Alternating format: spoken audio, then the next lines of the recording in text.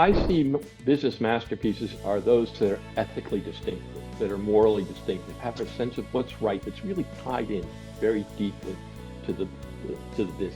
And if you do have a sense of what's right, and it's different from your industry, as it will be if you're distinctive, then you're going to do some things that look shocking to your industry. Hey, Uncommon Leaders, welcome back. This is the Uncommon Leader Podcast, and I'm your host, John Gallagher.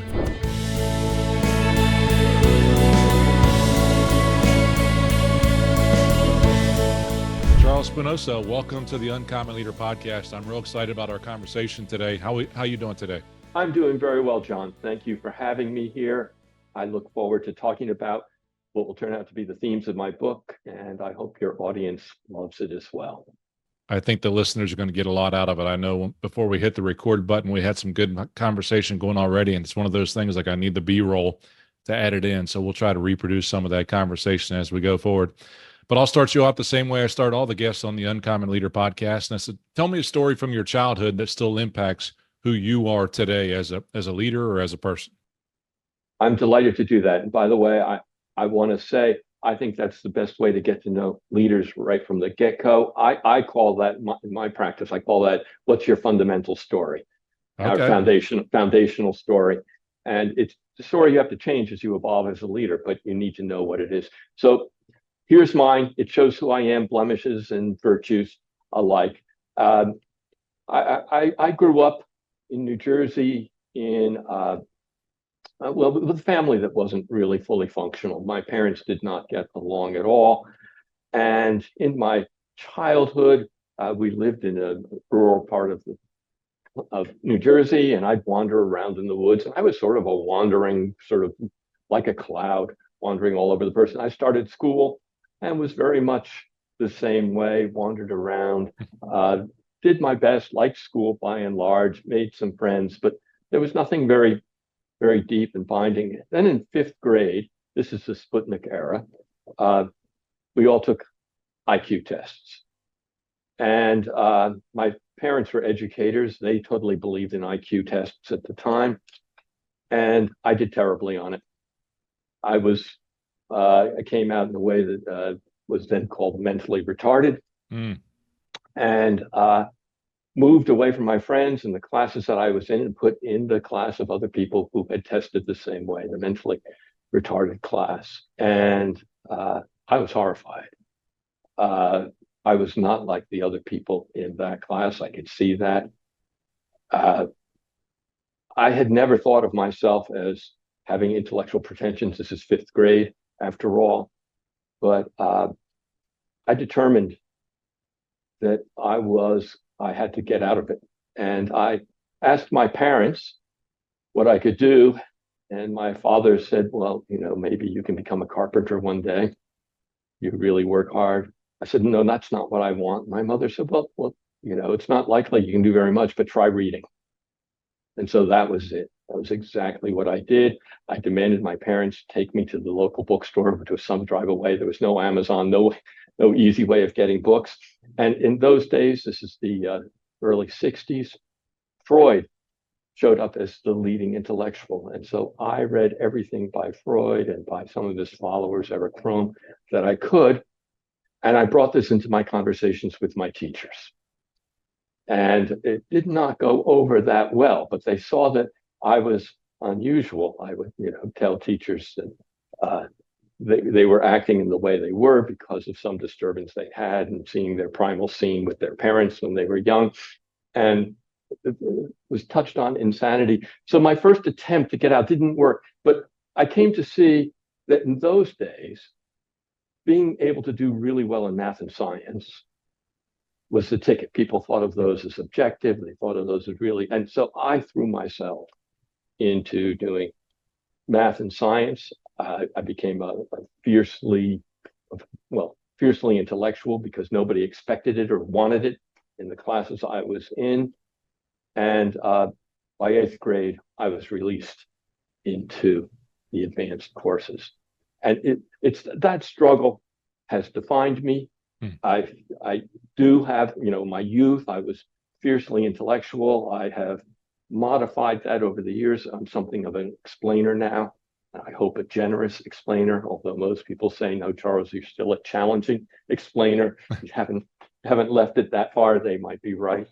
I can't tell. But that's me. I don't think I have the chip on my shoulder that I had before. If I do, it's much, much lighter. And I'm trying to find out what's true and what's interesting. I always love the stories of childhood and how they connect. And certainly, as I look at a little bit of your past, I can understand how that connects. Many of the stories that I talk with folks are folks that overcame stories just like whether it was deaths in their family or stuttering as a child, and how someone became very successful. And sometimes it takes that to overcome. In fact, Auntie Ann Byler was another guest, and the name of her book was Overcome and Lead. Her tragedy occurred later in life in terms of some of those things, but they are the things that frame us. And as we chatted about beforehand, sometimes we're there to help the person that we used to be, to get them through situations like that. So you went from, that challenge class in 5th grade to the advanced classes after 8th grade. You ultimately ended up being a professor, and we're going to talk about that as well. But really what we're here today is to talk about ultimately how you took some of that reading, if you will, and talk about that and turned it into your consulting practice as well to help business. Name your book, What Business Leaders Can Learn from the Humanities About Moral Risk-Taking. That's the subtopic, but leadership as masterpiece creation. Yeah. And that is something that, first of all, I found as a fascinating title, and it does connect in terms of when you're listening through it, but a masterpiece creation. So let's start right there before we can get into the why and who you wrote it for. Okay. How do you define what that is as a masterpiece creation in terms of the title? That's my basic disposition. And but I was, for years, I was a consultant. For 27 years, I was a consultant. What you do as a consultant is try to help people become more operationally efficient, operationally profitable, productive, gain new clients, new revenue. And I always did it by trying to help them give their employees better lives or give their customers better lives. So that was my past in the humanities that I brought into consulting. But I was focused on operations as our other consultants. And good businesses look like high performing businesses that have high stock premiums. And that's it. But I realized that was not exactly what the leaders wanted. One of my best cases ever that was written up in the California Management Review, Blue Ocean Strategy, Prahalad's book on the pyramid and so forth, was CEMEX. We invented a way of selling cement to poorer Mexicans. And we did it by bridging the values between middle-class Mexicans who ran CEMEX and poorer Mexicans. Poorer Mexicans at the time loved their neighborhoods, loved warmth, didn't really see family financial responsibility as important. Planning was seen as evil.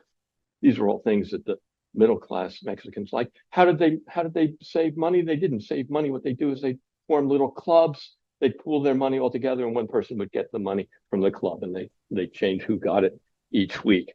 We took that and we made that into a cement panda. That's what they called those clubs.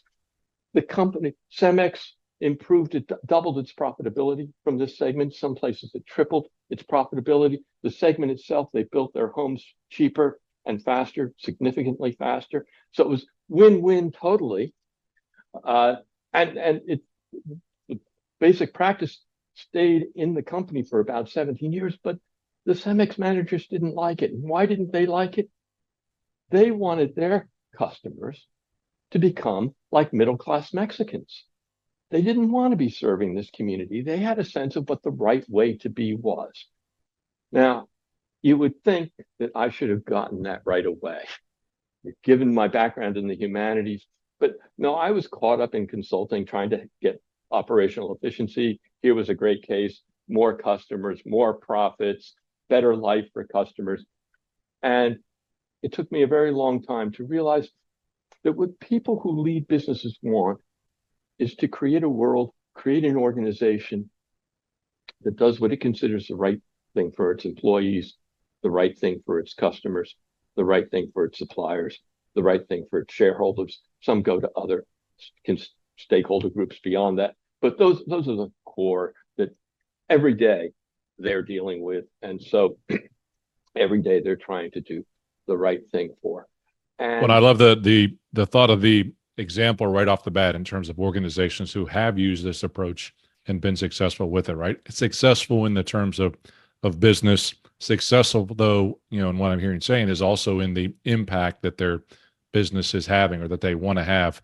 One of the things I've heard before is kind of purpose before profits or purpose precedes profits, or a lot of different ways to do that. But those organizations that can see the need that they fill and also be profitable at the same time can create something that's pretty powerful. Now, go ahead. I just want to say that's what I'm about. I have a narrower sense of purpose than a lot of the people who talk about purpose have. For me, the purpose is something that comes from the leadership team's heart. Why is it that we're treating customers this way? And so it's not something that just anybody on the street would see. That's a good purpose. The business should attach itself to that, or should attach itself to that. I'm sorry, I interrupted you. No, that's okay. Hey, that's more about hearing your story than hearing from me anyway, in terms of as we go forward. So anytime you think you have a different perspective on, I'd love to hear as you go forward. As you wrote the book, and I know it's not your first book, but as you wrote this book, who were you writing it to, and why was now the right time to write this book? Okay, I was writing it to three different audiences. The first audience was leaders. It's leaders of organizations, larger than small organizations, right up through Fortune 500 companies, but not market shapers, not the Jeff Bezoses of the world, not the other, the Anita Roddick's, people like that. It's people who feel constrained by the business school education, by all the consultants, to just focus on operational success. As I say, most of them, all the ones I've encountered a few CFOs who just care about operational success, but almost everybody I've encountered wants to create a business that they can be proud of ethically. That is, that does the right things, that stretches employees the right amount, that gives enough attention, the right amount of attention to customers and so forth, and not more. And they work on that, and they think about that every night. That's what managers do. Should I stretch that person more? Should we spend more time with these customers? How can we get more efficient? How can we get more goods to this other set of customers that don't know about us? These are all the kinds of questions that managers live with, and they're all in the moral dimension. They're not, what can I do pragmatically to make a little bit more money? It's what is the right thing. That's how people think about it. And so that's the first group, people who are been thinking that all they should do is produce operational success, but are hankering to do more. That's the first group. The second group is business school professors. Those are the people who are most likely to buy my book, and so I wanted to satisfy them. And the third group is virtually anybody, professors or students, in the humanities.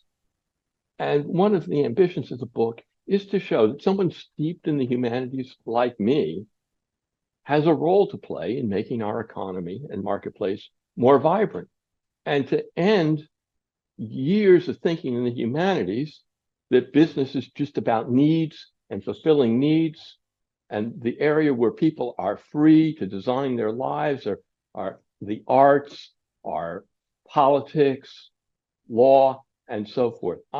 For me, and this is sort of a billboard moment, the moral artists of today are today's business leaders. And so I want to get that. And so if you want to help the moral artists of today, which is what people in the humanities want to do, get yourself into business. See how what you're doing helps you. So those are the three segments. I'm sorry for such a long-winded. No, that's okay. I'll summarize. Business leaders who are not making their businesses into masterpieces yet.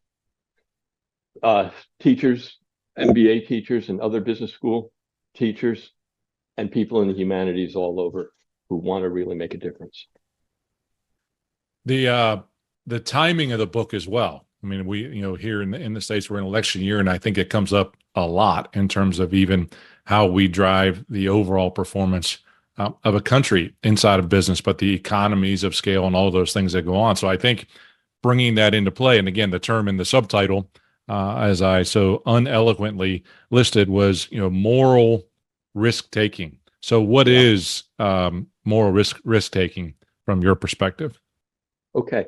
I'll give you the example of an erotic since it's the easiest example, but just in general, I see business masterpieces are those that are ethically distinctive, that are morally distinctive, have a sense of what's right, that's really tied in very deeply to the business. And if you do have a sense of what's right, and it's different from your industry, as it will be if you're distinctive, then you're going to do some things that look shocking to your industry to make this new moral order come to life. And so moral risk taking are those shocking things. So let me give you the example. Anita Roddick, she started out with her husband running two family businesses, a hotel and a restaurant. But she was angry at what she called the beauty business. And she was angry at the beauty business initially because she saw them deceiving women.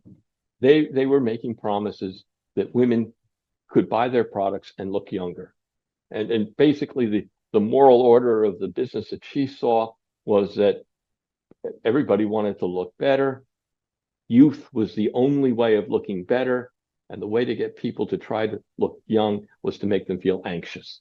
So and how do you do that? You have gorgeous models who are leading the good life. And the implication is you have to look like this to lead a good life. And it drove Anita Roddick crazy not because they were lying just straight away, but because all the women knew that they were lying. And they still went there. And so she wanted to create a business that made buying products for your skin, cosmetics and other products for your skin, enjoyable and fun. And they could do it compassionately. And you could appreciate your own knowledge about who you were as a woman. And that was, she was bringing in all sorts of traditional understandings of how to take care of yourself into the business. But that was essentially what she wanted to do. Now, first moral risk. She talked her husband, and it turns out her daughters, but primarily her husband, into selling the two businesses that they already owned, getting a bank loan. There's a whole story about that, about how she didn't get it first, her husband managed to get it, and starting a business in an industry where they knew nothing. Nothing at all. That's a risk to your family. Obviously, you're going to look irresponsible if you can't pull it off. And so that was her first moral risk. And a moral risk is where the action you take is going to look shocking to people around you, irresponsible, and if you don't pull it off, people will evaluate you poorly. You're a moral fool in this case. She started her business in Brighton, which is on the South Sea coast of England, and it turned out to be successful. However, nobody in the beauty industry took it seriously. For them, it looked like it was, sort of hippie women that were going to go and try out these products, but they didn't mind losing that segment of the market. It was not a real profitable segment of the market anyway. And this deeply disturbed her. And she said, the only way I'm going to be able to change this industry is if I show that I can grow. And she took that to her husband and family. Her husband was her CFO at the time. And you can just hear the conversation. I want to get more money from a bank. I want to grow the business. Well, why do you want to grow the business? Because we're not facing any competition from the big players. They're not trying to hammer us. Now you're telling me that's a bad thing? And she was telling him it was a bad thing. And how important was growth to her? And this is another shocking thing. He went away on a business trip. She sold half the shares in the company to a neighbor, 50% of the shares of the company to a neighbor to get the money to start the next business. Now, I'm not saying that was something that became a good thing in general, but it showed how important growth was to her, that she was willing to take that moral risk, which she took. Her husband came back from the trip, saw that the second store was doing okay, and went along with her, and as she said, became her rock from that point on. So that's a second more. So, and growth became, we always think of the Body Shop as this place. It's very nice to work in. It's taking care of women's bodies. But she was a businesswoman who cared massively about growth. In fact, by the time she sold it, it had more international stores than any other retail business in the UK. And you couldn't get a job in the body shop if you didn't care about growth. Her third moral risk was she really wanted to cement that this is a joyful experience that people are exploring. And she basically let people sample all they wanted in the shop. And she was teaching people, it could have been that she was teaching them to become shoplifters. It turned out they caught the missionary spirit of the body shop, and it grew and grew and grew. And for me, it's not such a problem that the body shop is in trouble now, years after she left it, because there are lots of other places like Blue Mercury and Sephora and others who have taken over that mantle and keep it alive in the industry. So that's a case, and it's typical. Normally, it takes 3 moral risks to cement the new change in the moral order. And I think about that, and as I listened through, just as you went through, there was the current situation that exists, again, back into kind of the world that we live in today, and that's Elon Musk's purchase of Twitter or X, whatever that is. Definitely moral risk inside of that, how he would proclaim that he's attempting to save free speech as it exists, and some of those things that are there. Definitely a story in that space. Right.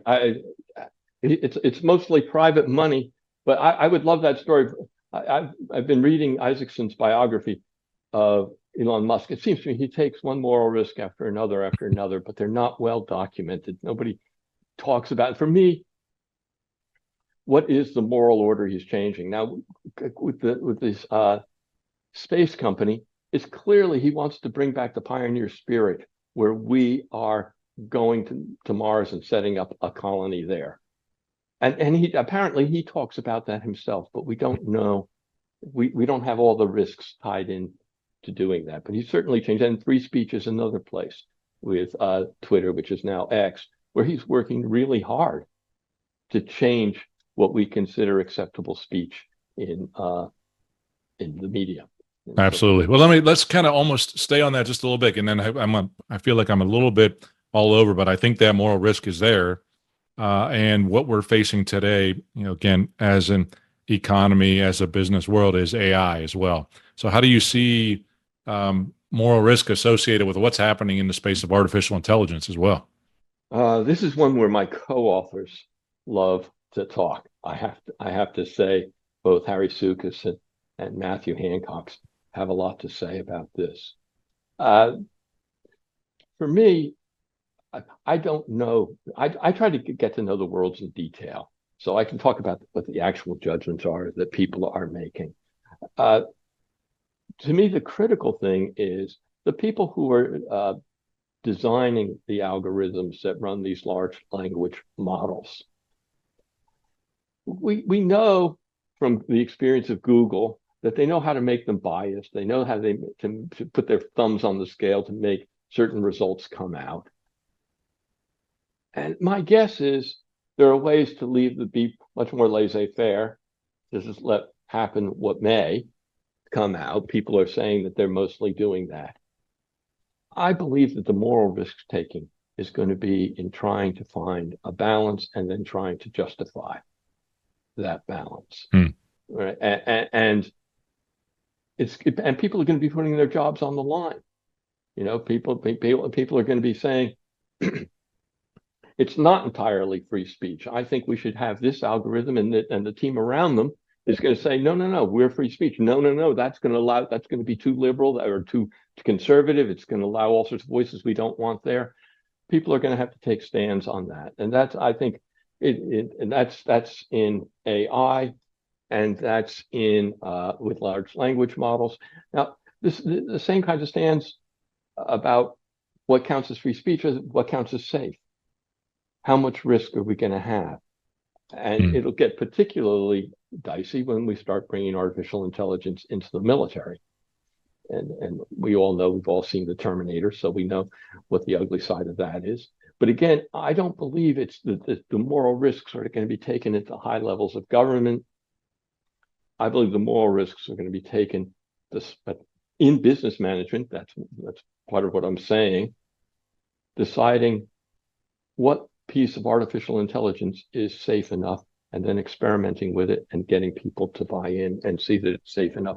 And inventing a moral order where we become comfortable with a little bit of experimentation, so long as it's got guide rails. And Yeah. what precisely that is, I don't know, but that's what the leaders will determine. They'll determine what looks like sensible guide rails, what looks like sensible exploration. It's going to be fascinating to watch, because even within the dilemma of the morals, as you talk about it, who gets to define what those guide rails are? Let's go back to your book, because I think it's a topic I could drive down that exit ramp up for a long time. When you think about the framework, the first step is that moral risk taking, but you also have building trust, listening for differences, and speaking truth to power as the framework of creating this masterpiece. And so when I won't leave it, because if folks want to purchase the book, we don't have time to talk all about all the topics. Listening for difference. How can leaders effectively listen to those diverse perspectives to put them into the decision-making process? You know, the funny thing is, there's in the corporate world, there's so much insulation to keep leaders from listening to those who disagree with them that it's amazing. And moreover, there are corporate communications departments that keep leaders from saying things that would get people in disagreement with them. And you're right. So what do you do as a consultant? Let me answer it that way. The first thing I always did to get leaders listening was to get them, first of all, listening to their raving fan customers. Raving fan customers are interesting because they love the product. They tend to love the product more than the leaders themselves. So who are my raving fan customers, and how are they different from me? Now, generally, you can get that through a marketing department. You can get that through a corporate communications department. They're going to let the leaders speak directly to them. I do it in focus groups, but you can do it in any number of ways. That's the first step. And from there, you take on a slightly more challenging customer, slightly more challenging customer, slightly more challenging customer. And, you know, if you hire consultants, you have the consultant go out and speak to this stakeholder who finds you objectionable first. And, you know, you get a read from the consultant of what this person is like. And then you're really going and checking that lead. But the point is, once you get the leaders into these kinds of conversations, leaders are, I mean, the whole view is, a lot of people think leaders in business are just self-interested people. I find them very sensitive. And they start making adjustments based on tomorrow, based on what they hear today. That's what I find extraordinary about these people. They're not just into self-interest. They hear something, they interpret it, they try something out. People might say they're too quick to act. I think so long as they act in a more experimental way, I think it's absolutely fine. But the initial thing is get people listening to their raving fans. That's pretty easy to set up. And the difference that their raving fans have from them is the first difference to get them to hear. Love that. Pull from your customers. Those are the ones that are going to know you best in terms of what's happening outside. Charles, they see the future. They also see the future. And that's the thing. Okay, I'm sorry for again, don't worry about interrupting. That's not a problem at all. When I think about your personal journey, Charles, as I've read just a little bit about you, even that journey is a bit uncommon. Generally, folks start out in operations, running a business, and then they'll consult because of the successes that they've had in running a business, and then they'll teach with regards to what they did. And now you've gone in front of that and taught first as a professor, and then moved into the space of consulting, writing, and ultimately running your own business as well as a consultant. Was there a moment that or a catalyst for that change that came for you? Yeah, well, I can tell you the moment, and so the answer is yes, but you want to hear the details. So I'm a story guy. I like to hear the stories, you know? Yeah, so I am too. I'm just pausing because it's a slightly complicated story. So I started as a Shakespeare scholar, and for me, Shakespeare as a writer is all about transformation. I mean, he himself went through 3 transformations. He started out writing comedies and histories, which were all about desire and how we handle human desire. And he invented modern desire. That is, you could desire something that wasn't good for you. Before then, you could be confused about what you desire, but you could never knowingly desire something that wasn't good for you. He invented that, and that's his comedies play with that. Then he started writing his tragedies. And what were you dying for? What was worth dying for in his tragedy? Your own life story. And if you read any of his 4 great tragedies, it's a little bit more complicated in Lear, but Hamlet dies for his own life story. Macbeth dies for his own life story. Othello dies for his own life story. And that's what it came to mean to be a human being for a while, to be a subject who had a life story that was important. We were all like a Shakespearean tragic character, and we wanted to make our story matter. And then he went into his 3rd phase where he wrote the romances, and basically a romance is a tragedy that gets undone, and gets undone because you can change your story. He's an amazing writer. And so I taught Shakespeare as someone teaching us how to transform ourselves. And I was into transformation. I started doing philosophy. I had been doing philosophy with literature all along. I started writing more articles in philosophy, wrote on Heidegger and Heidegger's understanding of changes in history. And it was out of that working with the professor I mostly worked with, we got an engagement with a management consultant who had an interest in philosophy. He wanted to say, how does a philosopher look at innovation? And so my first book, Disclosing New Worlds, written with Bert Dreyfus and Fernando Flores, is precisely that, a philosopher's view of innovation. And that innovation is not just coming up with a new gadget, it's coming up with a change in how we see things. The big example was Gillette and developing the disposable razor blade. Disposability is what came into our culture then. Yes, of course, we got disposable razor blades and disposable other things, but disposability used to be something that was trivial, that didn't matter. And then it suddenly became everything was supposed to be disposable. So they changed, it was a cultural change. And so that's how we looked at change in that book. And at that time, Fernando, who was running a consulting company, said, Charles, how would you like to continue teaching 22-year-olds for the rest of your life about transformation when all they want is really good jobs and a little bit of personal pleasure? Or teaching CEOs who are going to take what you bring, change their organizations, change people, and change the world. And I'll pay you more. So that it was actually very difficult because I'm somebody who wants to publish. I'm someone who likes academic publication. I love being in front of a classroom speaking, but I made the switch then. So excellent. Thank you for sharing that. And I can see how that worked in terms of understanding, especially working with people who were there watching and observing how your impact might have been greater in the space that you're in. Charles, your book, again, Leadership as Masterpiece Creation. Folks are going to read your book and then they're going to set it on a bookshelf like we've got behind us for those of you watching on YouTube. And they're going to look at their bookshelf a year later and see that book sitting there. What do you want them to think? What do you want them to do a year later after you're reading your book?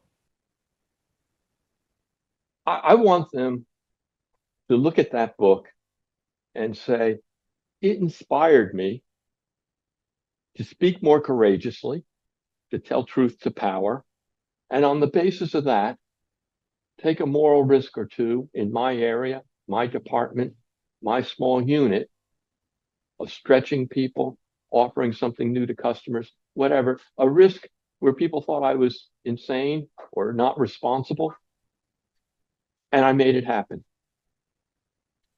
And I'm going to do it again. And I'm going to do it again. And I hope one day to be on the path of masterpiece creation. I should say that all the examples in the book, we try to choose the most attractive examples in the book. I know one leader, and I've worked with one leader, who's been on the road to creating a masterpiece for the last 40 years. It doesn't happen overnight. masterpiece creation and working on creating a masterpiece, and he's just about got it, by the way, and now he's looking for successors and everything else that comes with having a masterpiece. That makes your life more valuable to you and to your employees. Yeah, you try something, it doesn't always work. You take a risk, sometimes risks don't pay off, sometimes they fail. But he's been doing it for 40 years, and he's about got his masterpiece established. And he would say that he's had a fantastic life in business. So I want people engaged in that. Everybody's not going to say, I read Charles Spinosa's book, and 3 years later, my business became a masterpiece. I want them to be on the road. As I say in the book, I want the, the air that they breathe to feel like alpine air, the wine that they drink to taste better than the wine that they drank before, and their lives to be better. And when you create a moral order in your business, you know the business that much more. It is like your work of poetry, and you love it. Thank you, Charles. I want to ask just two more questions as we finish up today. Our time has gone by really fast. I can't believe how fast it's gone. The best way for folks to connect with you, and where do you also want them to go to purchase a copy of your book? Okay. Well, the easiest way to connect to me is LinkedIn/in/Charles Spinosa. And if you do LinkedIn Charles Spinosa, I'm pretty sure any browser is going to bring you to my page. You can get that. I also have my personal email address on that page, and I'm happy to take email from people using that page. Where to get the book? The easiest place to get the book, and I just saw recently it has a discount, is Amazon. However, Barnes & Noble had it, and there are lots of other places that have it. But I'll put a link to both of them in the show notes. Charles, I really appreciate your time that you've invested with the listeners of the Uncommon Leader podcast. I'll finish you off with the same last question, give you the last word that you can provide advice to them as they listen through, but I'll give you a billboard. You can put it right there in East Manhattan. There's going to be a lot of people that see it in Manhattan, but you can put any message on it that you want to. What's the message that you put on that billboard, and why do you put that message on there? Well, thank you for asking the second question. The message is today's business leaders are our moral artists. Or we could add, who will give us our future. That's why do I put that? Because it goes against the grain of so much that people think about business leaders that's demeaning. The first thing is that they're self-interested. The second thing is, well, they care about various stakeholders like their customers, their shareholders, their employees, but they care in a kind of legalistic way. They're going to treat them well by the average understanding that people have as well. And now we want them to adopt some purpose, but it's a purpose that any man in the street will see as a good purpose. It's not their purpose. It's not their, to use an abused word, their authentic purpose.